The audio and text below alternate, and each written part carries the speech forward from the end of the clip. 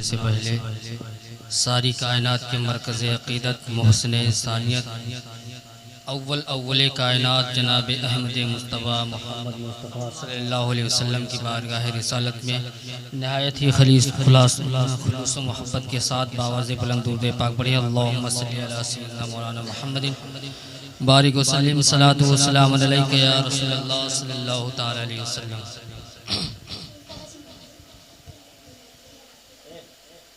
शेर सुने आप कि खुदा ने भेजा है रहमत का जाम, खुदा ने भेजा है रहमत का जाम, उनके हाथों जिनका मोहम्मद है नाम। खुदा ने भेजा है रहमत का जाम, उनके हाथों जिनका मोहम्मद है नाम। और रूह निकलती रहे दिल ये कहता रहे, रूह निकलती रहे दिल ये कहता रहे, मुस्तफ़ा जाने रहमत पे लाखों सलाम। और ज़ुबान जब ज़िक्र सनाए रसूल करती है, ज़ुबान जब ज़िक्र सनाए रसूल करती है, सुखन की दाद खुदा से वसूल करती है। और इलाज हो न सका जिसका सारी दुनिया में। अगर आप लोगों में कोई ऐसा मरीज़ हो तो बताइए कि इलाज हो न सका जिसका सारी दुनिया में, इलाज हो न सका जिसका सारी दुनिया में, इलाज उसका मदीने की धूल करती है, इलाज उसका मदीने की धूल करती है। और हुजूर गौसे आज़म जो सैयदुल औलिया है, उनके ताल्लुक से बहुत ही प्यारा शेर है कि वो अली के लाल हैं, हम गरीबों को पाल लेते हैं।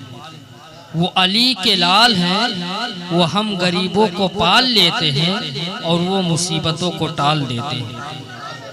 मेरे गौस को बख्शा है खुदा ने वो मकाम कि जिंदा कब्र से मुर्दे निकाल लेते हैं। हजरात, अल्लाह रब्बुल इज़्ज़त ने कुरान मजीद में इरशाद फरमाया है कि अल्लाह के वली यो को ना कोई खौफ है और ना ही कोई रंजो गम। इसलिए कि जो अल्लाह का वली होता है वो अल्लाह का दोस्त होता है। तो जो अल्लाह का दोस्त होगा वो दुनिया के हर खौफ से बेनियाज हो जाता है। सिर्फ उसके दिलो दिमाग में अल्लाह का खौफ और उसका डर है।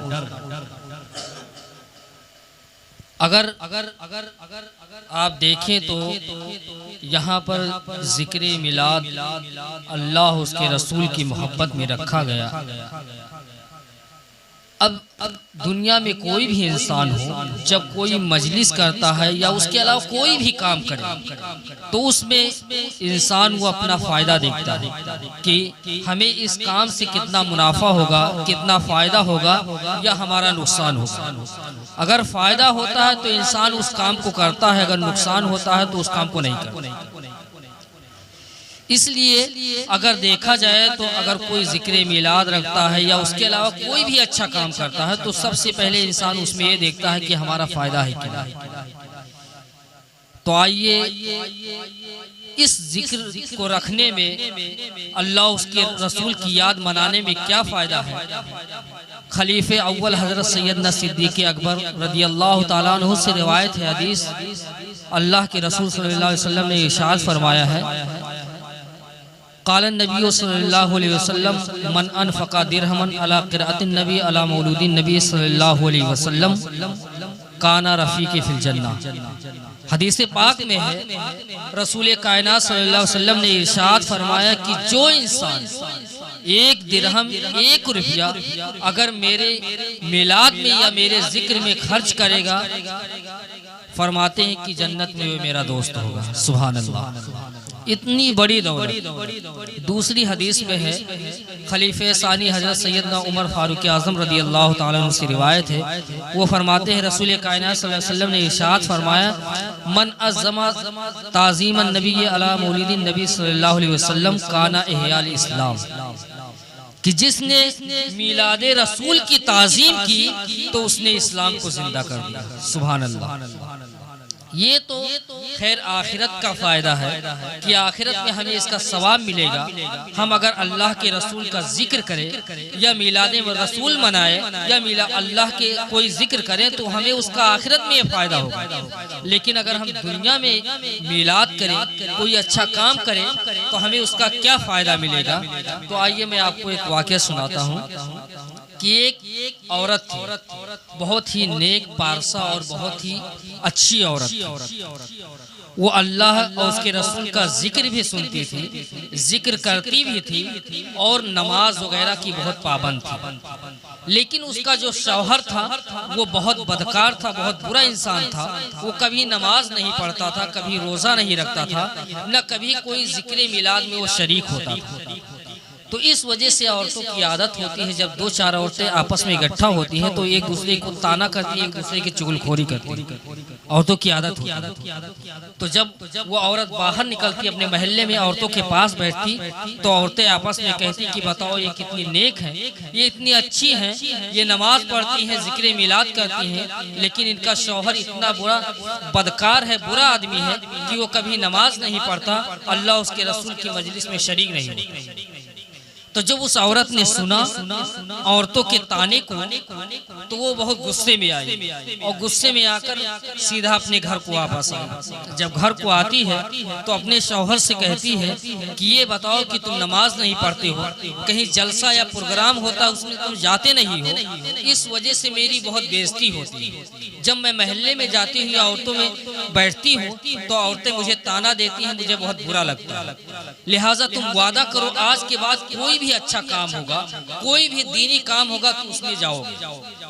उसने कहा ठीक है, आज के बाद अगर कोई जलसा होगा, कोई मिलाद होगी, मैं उसमें जाऊंगा और नमाज भी पढ़ने जाऊंगा। उसने वादा कर लिया। अब वादा नहीं करता तो मारा जाता बेचारा, बीवी के आगे हर कोई रहता है। वादा कर लिया। फिर चंद दिनों के बाद जब एक बहुत बड़ा जलसा हुआ उस गाँव में, दूर दराज से मौलाना आए तकरीर करने के लिए, बहुत सारे लोग इकट्ठा हुए। तो इलाके में ऐलान करवाया गया कि हाँ फला गांव में जलसा है, प्रोग्राम है। जब ऐलान कराया गया सारे इलाके वालों को खबर हो गई। तब वो बीवी आई उसकी, अपने शौहर से कहा ये बताओ जो चंद दिन पहले तुमने मुझसे वादा किया था वो वादा याद है ना। तो उसने कहा याद है, लेकिन अभी शाम का वक्त होने दो, मिलाद शुरू होगी तब जाऊंगा। जब मगरिब का वक्त हुआ उसने जल्दी से गुस्ल किया, अच्छे कपड़े पहने, खुशबू वगैरह लगा के वो मिलाद में पहुंचा। मिलाद में जब गया तो देखा बहुत सारे लोग जमा हैं, बहुत लंबा जलसा।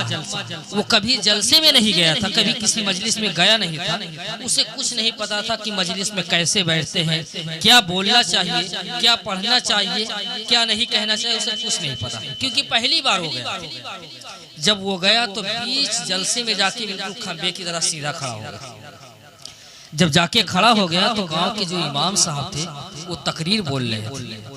तकरीर बोलते बोलते इमाम साहब की नजर जब उस आदमी के ऊपर पड़ी तो इमाम साहब ने अपनी जुबान में कहा आएगो। क्या कहा इमाम साहब ने?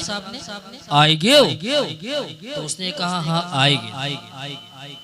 इतनी बात हुई तो इमाम साहब ने कहा बैठ जाओ। वो बैठ गया। थोड़ी देर तकरीर सुनता रहा। सुनने के बाद उठकर वो चलने लगा। तो इमाम साहब ने कहा जात हो? तो उसने कहा हाँ जाइत। चला गया, वापस घर को आया। बीवी ने कहा बहुत जल्दी आ गया, लग रहा तुम मजलिस में गए नहीं थे। कहा मैं गया था लेकिन तक कुछ देर बैठा तो कहा इमाम साहब या और किसी मौलाना क्या बयान किया, क्या सुन के आए बताओ मुझे, क्योंकि उसे यकीन नहीं था। उसने कहा मैं गया था जलसे में, जाकर बीच मजलिस में खड़ा हो गया। इमाम साहब ने कहा आएगो? तो हम कहना हाँ आएंगे। फिर इमाम साहब ने दूसरी बार कहा बैठ जाओ। बैठ गया। फिर थोड़ी देर बैठा रहा, उसका जब चलने लगा तो इमाम साहब ने कहा जात हो? तो हम कहना हाँ जाइत। इतनी बात हुई, बीबी ने कहा ठीक है अब तुम घर की हिफाजत करो, मैं जाती हूँ जलसे। वो आदमी उठा और अपना तकिया लिया, बिस्तर लिया, जाके चारपाई पे बिछाया और लेट गया। वो आदमी जब जलसे से गया था उसे ये 3 बातें, क्योंकि वो पहली बार जलसे में आया था तो ये तीन बातें आएगो, बैठो, जातो, ये तीन बातें बहुत अच्छी लगी, बहुत पसंद आई। तो जब इंसान को कोई चीज पसंद होती है तो उसे बार बार याद करें। तो उसे ये तीन बातें बहुत पसंद आई और बार बार कह रहा था आएगो, बैठो, जातो, ये तीन बातें कहता हुआ घर को गया। जब बीवी घर से चली आई, वो घर में जाके लेट गया चारपाई पे, तो वही वो तीन बात रट रहा था, आएगो, बैठो, जातो, यही कहता कहता वो सो गया। जब सो गया तो ख्वाब में भी अपने ये तीन बातें रट रहा था, आएगो, बैठो, जातो। अचानक कहीं से चोर आए हुए। जब उस गांव में चोर दाखिल हुए तो ये चूंकि बहुत रईस था, बहुत मालदार था, तो इसके दरवाजे पर जब पहुंचे तो चोरों ने कहा लग रहा है बहुत पैसे वाला, इसके घर में चलो चोरी कर लेते हैं। जब दरवाजा खुला था, जैसे चोरों ने ऐसा अपना कदम रखा, वैसे उसने पहला लफ्ज बोला आएगो। जैसे चोरों ने सुना, कहा लग रहा है घर का मालिक जग रहा है, चलो बैठ जाओ जल्दी से। जैसे वो बैठने लगे वैसे फिर उसने कहा बैठ जाओ। जैसे वो बैठने लगे तो जो चोरों का सरदार था उसने कहा अब भाग जाओ, क्योंकि हो सकता है कि पूरा यकीन है कि घर का मालिक जग रहा है, अगर पकड़े गए तो बहुत मारी ना। तो अब वो लोग जल्दी से उठे और भागने लगे। जैसे वो लोग भागने लगे वैसे फिर उसने तीसरा लफ्ज कहा जातो, तो वो लोग फौरन भाग गए घर से। अब देखिए क्यों क्या हुआ, वो चोर उसके घर में चोरी करने के लिए आए थे। ये तीन बात है जो मैंने आपके पास बताई, आपके सामने आएगो, बैठो, जातो, ये तीन बातें दुनिया की बात है। ये ना तो हदीस है, ना तो कुरान की कोई आयत है, सूरत है, ये सिर्फ तीन दुनिया की बातें हैं। तो ये तीन दुनियावी की बातों की वजह से अल्लाह रब्बुल इज्जत ने उसके घर की हिफाजत चोरों से कर दी। सुभान अल्लाह। ये तीन बातें जिसकी वजह से अल्लाह रब्बुल इज्जत ने उसके घर की हिफाजत चोरों से कर दी। तो आप अंदाजा कीजिए कि हम तो रसूल के मानने वाले हैं, हम तो खुदा के मानने वाले हैं, हम तो रसूल का कलमा पढ़ने वाले हैं, हम नमाज पढ़ने वाले हैं। अगर हम अल्लाह उसके रसूल का जिक्र करेंगे तो हमारा यकीन है कि हमारी दुनिया भी कामयाब हो जाएगी और आखिरत में भी कामयाब हो जाएगी। इसलिए मिलाद करना चाहिए, अल्लाह उसके रसूल का जिक्र करना चाहिए। इसकी वजह से घर में बरकत होती है, हमारी मुसीबतें चली जाती हैं। मैंने कुरान की तिलावत की थी, अल्लाह का वली जो होता है वो अल्लाह का दोस्त होता है, और जो अल्लाह का दोस्त होता है उससे कोई खौफ नहीं होता।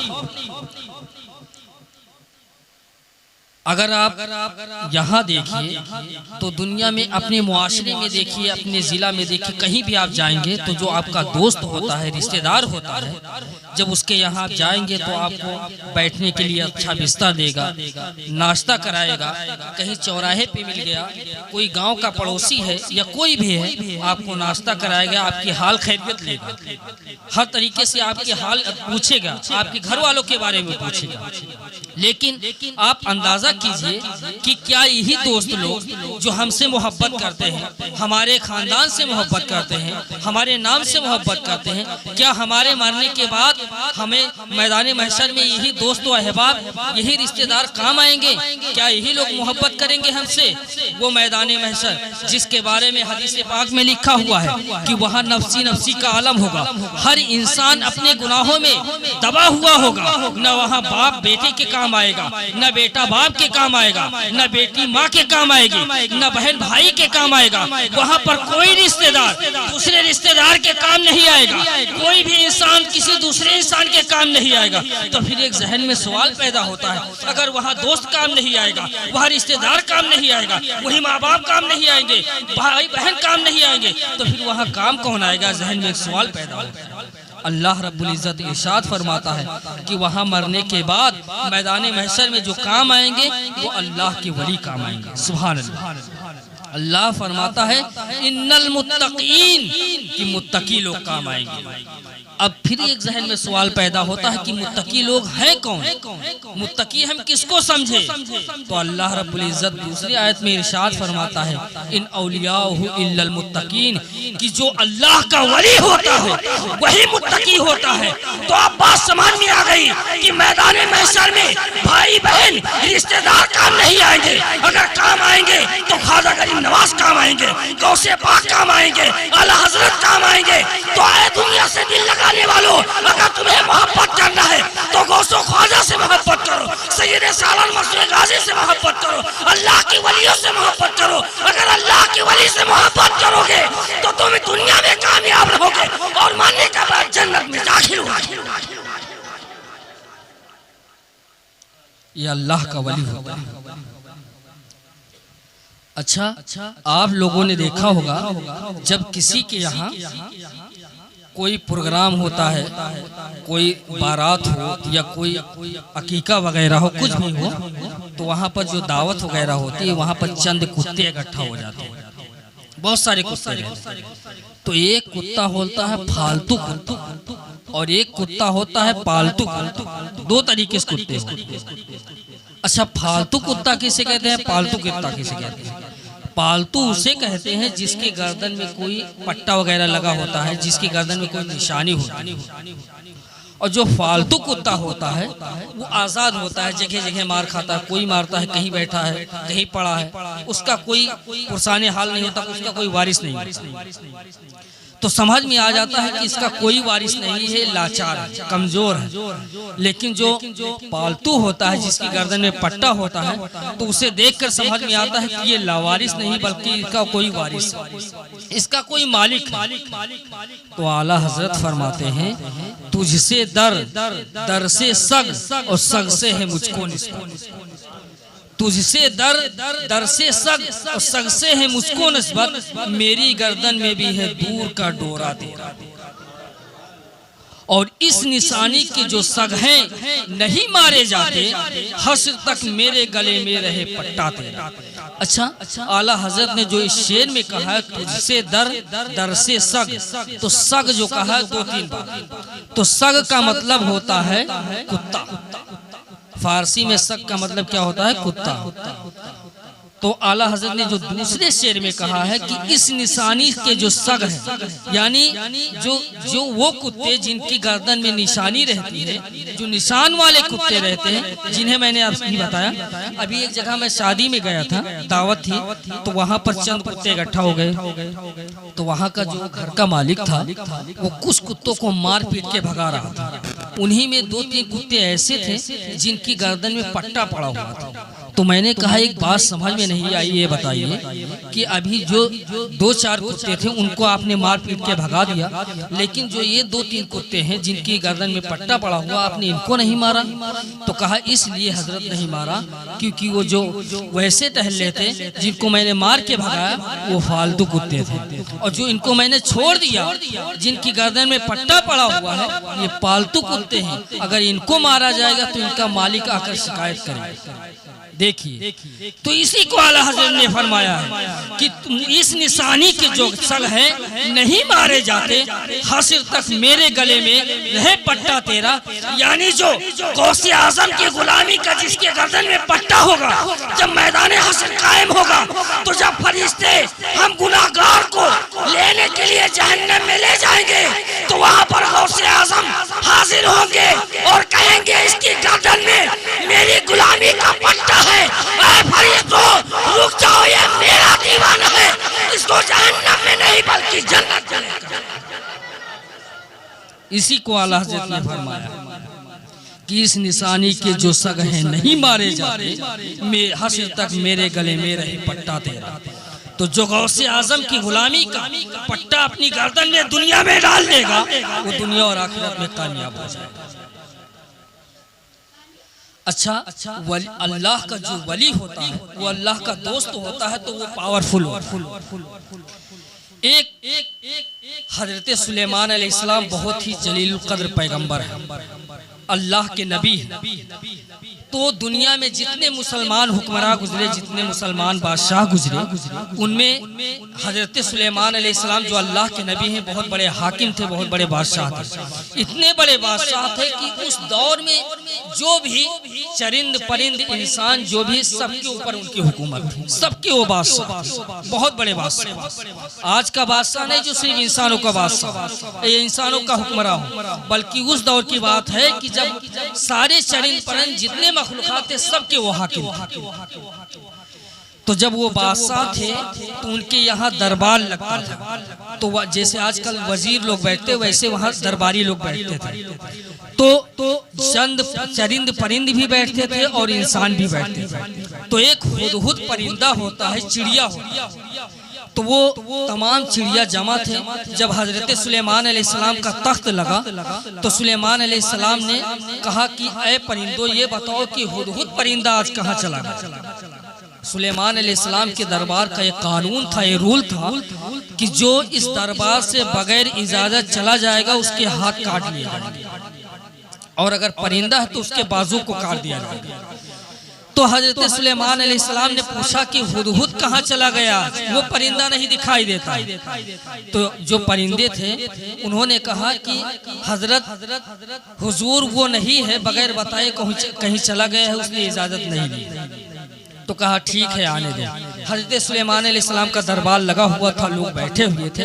इतने में अचानक हुदहुद परिंदा आ जाता है। जब आया तो हजरत सुलेमान अलैहिस्सलाम ने पूछा ये बताओ कि तुम कहाँ चले गए थे बगैर इजाजत। तो चूंकि हुदहुद परिंदा जो था वो हजरत सुलेमान अलैहिस्सलाम के दरबार का जो रूल था, कानून, उससे मालूम था कि अगर कोई बगैर इजाजत चला जाए तो उसके हाथ को काट दिया। तो उसने हजरत सुलेमान अलैहिस्सलाम के हुक्म से पहले ही अपने बाजुओं को बिछा दिया कि हुजूर मैंने इजाजत नहीं ली थी, इसलिए मैंने गुस्ताखी की, मेरे बाजुओं को काट लीजिए, लेकिन उससे पहले मेरी बात सुन लीजिए। तो कहा ठीक है बताओ क्या बात है। तो उसने कहा कि मैं एक बहुत बड़े मुल्क में गया था जहां मैंने देखा कि वहां की जो हाकिम है, बादशाह है, वहां पर एक औरत बादशाह। वहाँ की हाकिम कौन है? औरत है, और वो औरत बहुत ही खूबसूरत है, हसीनो जमील है, लेकिन मर्दों से, अपने सारे मुल्क वालों से अपनी इबादत करवाती है, अपनी पूजा करवाती है। यानी इतने लोग उससे डरते हैं कि उसकी इबादत करते हैं, हालांकि इबादत सिर्फ किसी करना चाहिए, अल्लाह। तो वो औरत अपनी इबादत अपने रोब और दबदबे की वजह से अपनी इबादत करवाती है। तो हजरत सुलेमान अलैहिस्सलाम ने सुना तो बहुत जलाल में आ गए कि बताओ सिर्फ इबादत का मुस्तहिक अल्लाह एक मखलूक होकर के खालिक की जगह ले रहे हैं। तो हजरत सुलेमान अलैहिस्सलाम ने एक खत लिखा और हुदहुद को दिया कि जाकर, अच्छा उस औरत का नाम था बिल्किस। क्या नाम था? बिल्किस। तो हजरत सुलेमान अलैहिस्सलाम ने उस खत को उस हुदहुद को दिया कि जाकर उस औरत को दे दो। तो जब हुदहुद रास्ते में पहुंचा तो देखा कि कहा कि सोचा कि लाओ देखता हूँ इस खत में क्या लिखा हुआ। तो उसने देखा तो उसमें लिखा हुआ था कि ऐ मलिका, ऐ बादशाह, तू ईमान ले आ अल्लाह पर, या तो मुझसे जंग करने के लिए तैयार हो जा। इतनी बात लिखी हुई। जब हुदहुद परिंदे के हाथ में वो खत आया तो वो जल्दी से ले जाकर उस औरत के हाथ में दिया।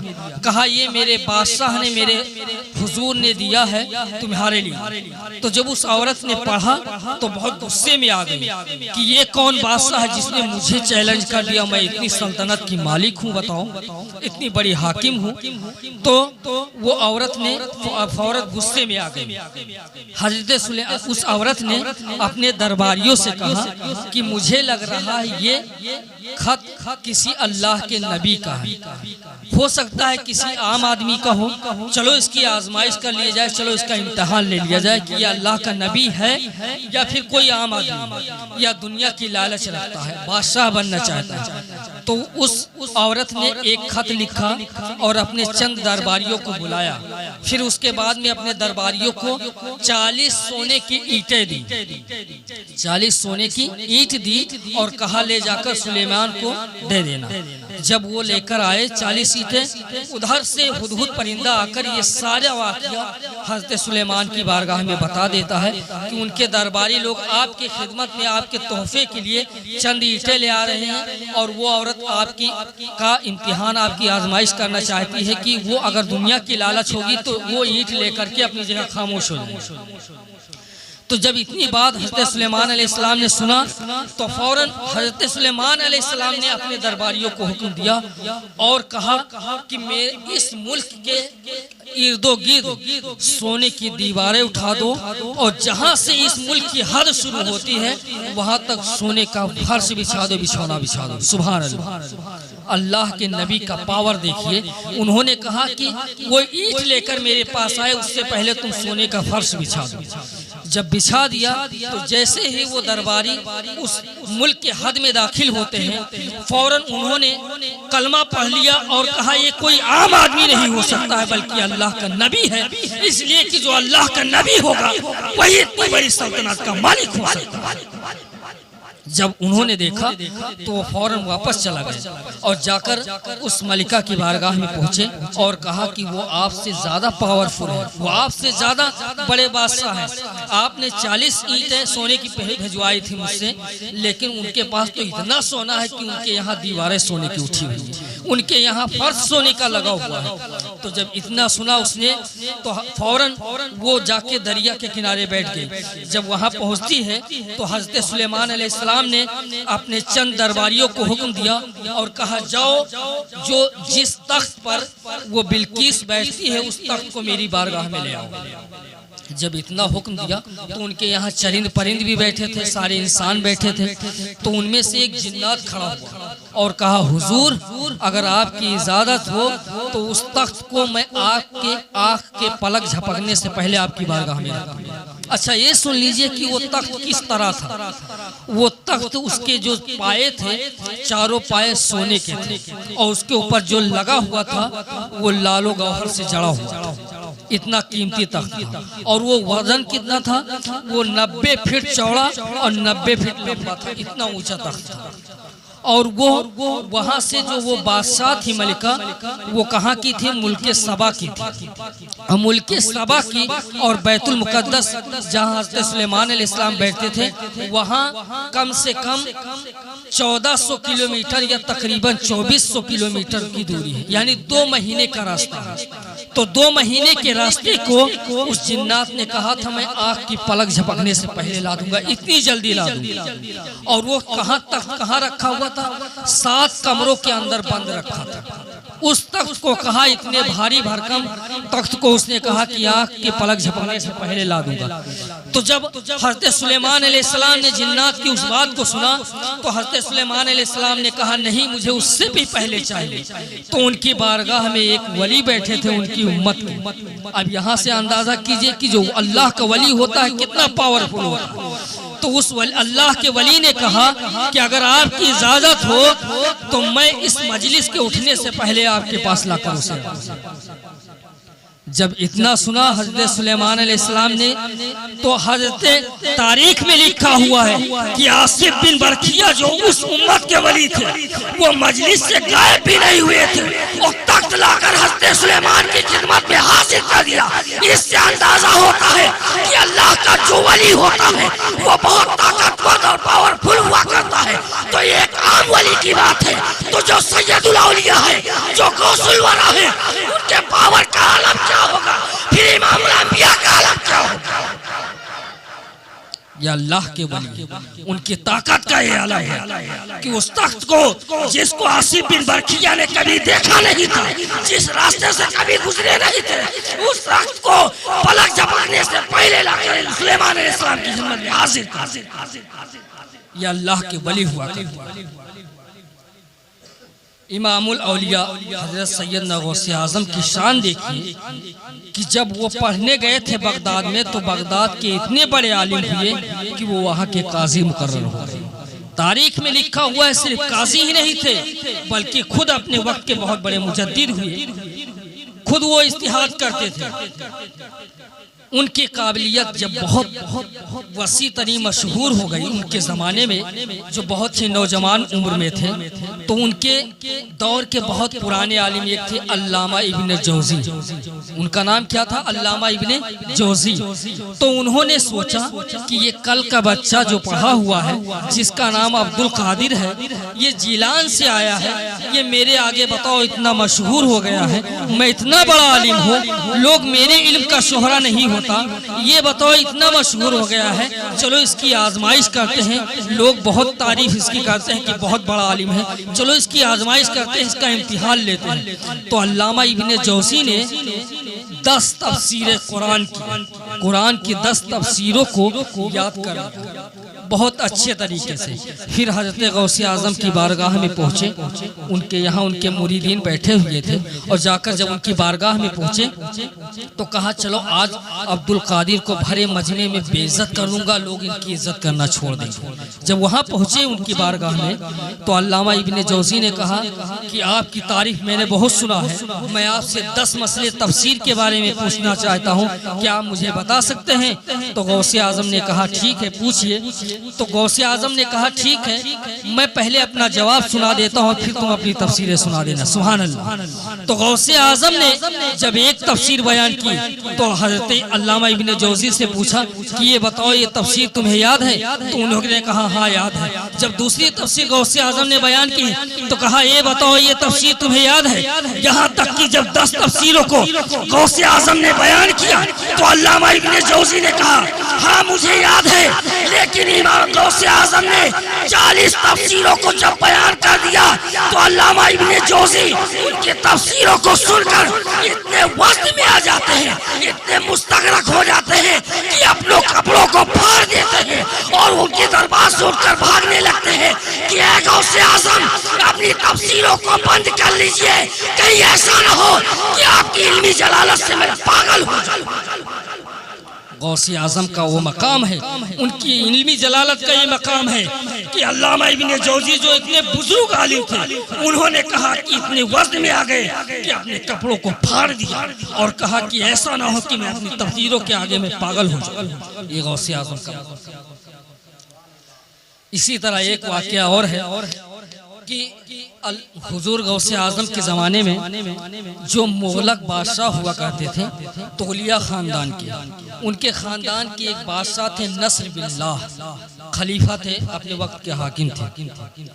तो हुजूर गौसे आज़म जो थे बहुत बड़े पीर थे, तो उनके दरबार में जो उनके मुरीद थे कभी तोहफा लेकर जाते थे, पैसों को लेकर, कोई मिठाई लेकर जाता था, कोई अच्छी अच्छी चीज़ें लेकर जाता था।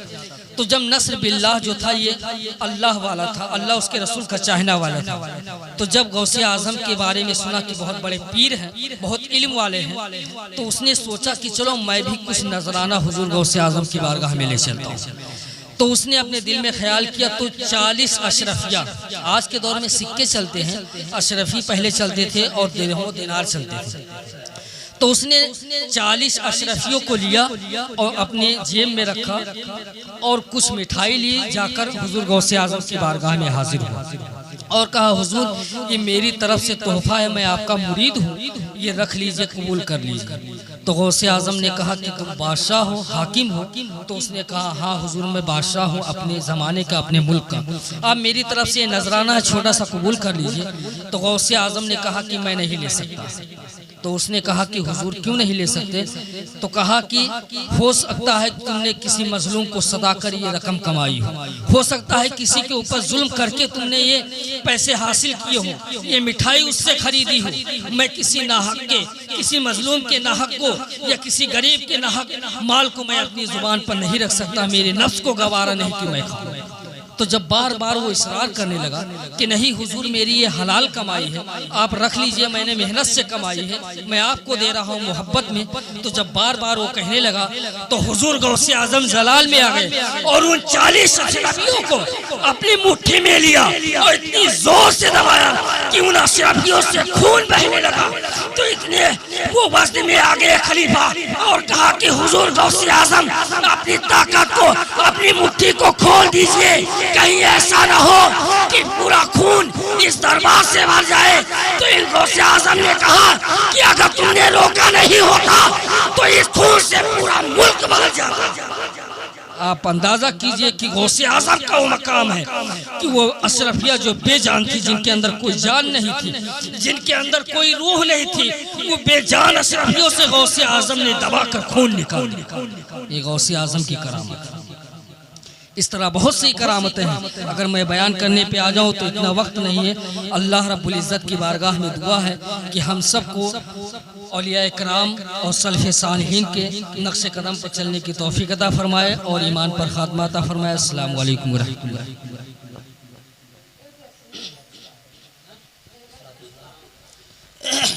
मुस्तफ़ा जाने रहमत पेला लाखों सलाम, मुस्तफ़ा जाने रहमत पे लाखों सलाम, शम्अ बज़ में हिदायत पे लाखों सलाम, शम्अ बज़ में हिदायत पे लाखों शहर यारे इरम ताजदारे हरम, शहर यारे इरम ताजदारे हरम, नौबहारे